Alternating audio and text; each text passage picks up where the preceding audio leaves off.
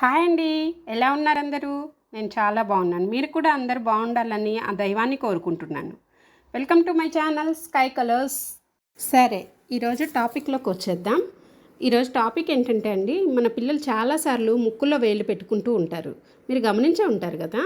అదే అండి ఈరోజు టాపిక్. ముక్కుల్లో వేలు పెట్టుకోవడం గురించి ఏం చెప్తారా అనుకుంటున్నారా? అయితే మీ పిల్లలకు మతిమరుపు వచ్చినట్లే. అదేంటి అనుకుంటున్నారా? ముక్కుల్లో వేలు పెట్టుకుంటే మతిమరుపు చాలా తొందరగా వస్తుందండి. అది ఎలా ఏంటి అనేది తెలుసుకోవాలనుకుంటే ఈ వీడియో చివరి వరకు పూర్తిగా చూడండి, ఎక్కడా స్కిప్ చేయకుండా. ఓన్లీ పిల్లలకే కాదండి, ఒక్కోసారి కొంతమంది పెద్దవాళ్ళని కూడా మీరు చూసే ఉంటారు. తరచుగా ముక్కుల్లో వేలు పెట్టుకునే అలవాటు ఉంటుంటుంది. అలవాటు ఉంటే వెంటనే మానేయడం మంచిదండి, లేదంటే మతిమరుపు వచ్చే ప్రమాదం ఉంది.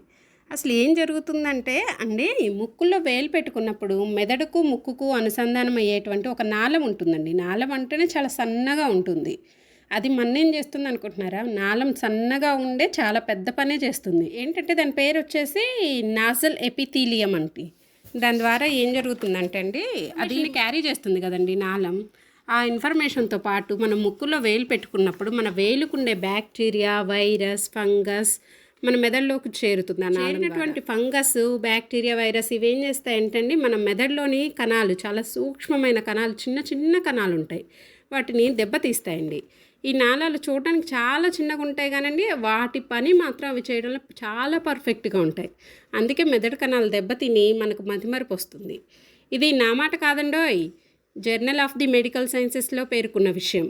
అందుకే మీ పిల్లలకు ముక్కులో వేలు పెట్టుకోకూడదు అనే విషయం చెప్పి, ఎవరికైనా ఈ అలవాటు మాన్పించి మతిమరుపు ప్రమాదం నుండి వాళ్ళని కాపాడండి. థ్యాంక్ యూ అండి.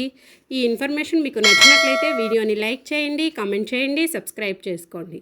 మరిన్ని మంచి విషయాల కోసం కింద ఉండే బెల్ ఐకాన్ని క్లిక్ చేయండి, సో దట్ మీకు మా ద్వారా మరిన్ని వీడియోస్ నోటిఫికేషన్ ద్వారా వస్తాయండి. థ్యాంక్ యూ అండి. Bye bye.